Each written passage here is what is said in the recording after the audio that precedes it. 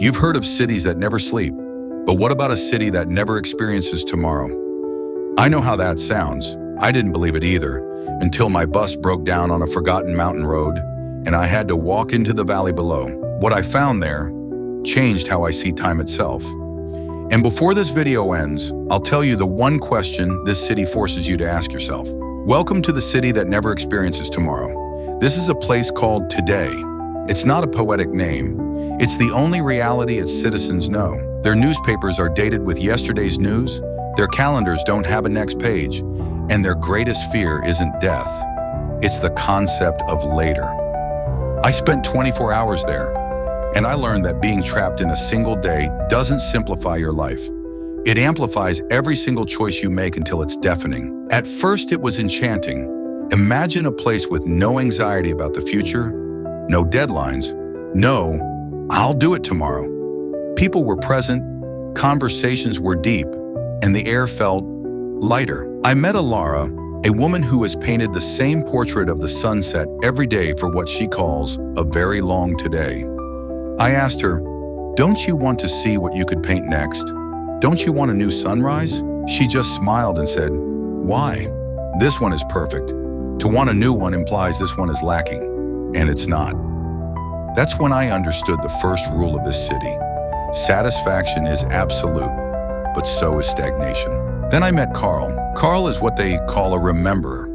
While everyone else blissfully repeats their perfect day, Carl's job is to hold the memory of the city's one original yesterday. He lives in the clock tower surrounded by dusty journals. He told me the city's secret. A long time ago, he whispered, the founders weren't afraid of the future. They were exhausted by it, by the constant pressure to grow, to build, to become more. So they made a choice, a single monumental choice that bound this place in time. They chose peace over progress. And every day since, we have all silently agreed to make that same choice again, the moment we wake up. My astonishment turned to a chill. This wasn't just a quirk of time. This was a collective, ongoing decision to refuse the unknown, to reject the beautiful, terrifying risk of a new day. They had solved anxiety by eliminating hope. They had erased regret by abolishing ambition. As my today was ending, though no one else's was, I stood at the city's edge, where the mountain path leads out. I realized I had a choice that the citizens had willingly given up. I could stay in perfect, perpetual peace, or I could walk back into a world of uncertainty, of struggle, of dead ends and breathtaking comebacks. I looked back at the city, glowing softly in the eternal evening. It was the most beautiful prison I'd ever seen. And that's the lesson this city burned into me. A life without tomorrow isn't peace. It's a surrender. The orchestra of our lives needs all the notes, the dissonant, struggling ones of a bad day, and the triumphant, soaring chords of a breakthrough. You cannot have the sweet without the possibility of the bitter. By trying to eliminate the pain of potential failure, the people of this city had also eliminated the joy of potential glory. Our anxiety about the future isn't a flaw to be erased. It's the price of admission for a life that truly moves, grows, and means something. The beauty isn't in finding a perfect, static today. It's in having the courage to face an unknown tomorrow. So I left. I walked back up that mountain road in the dark, toward a tomorrow I couldn't predict.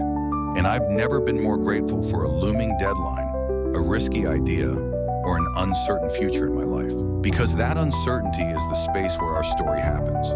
And this is where our story continues.